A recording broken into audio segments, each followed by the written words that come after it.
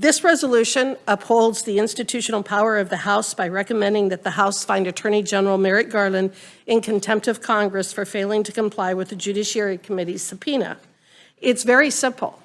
Attorney General Garland holds information vital to the committee's legislative oversight and the House's impeachment inquiry.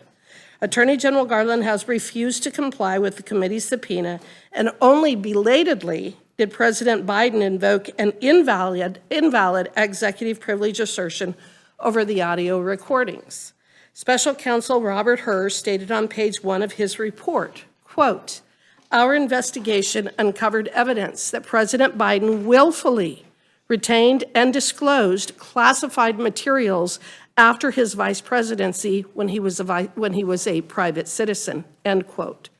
Joe Biden not only kept information he wasn't allowed to keep, he also shared it with people who weren't allowed to see it.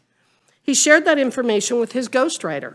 Special Counsel Hur stated on page 231 of his report that President Biden, quote, "had strong motivations to ignore the proper procedures for safeguarding the classified information in his notebooks.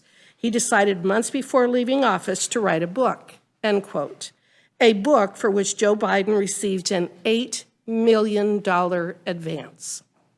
But all this, and Special Counsel Hur declined to prosecute President Biden because Joe Biden is, quote, "a sympathetic, well-meaning, elderly man with a poor memory," end quote.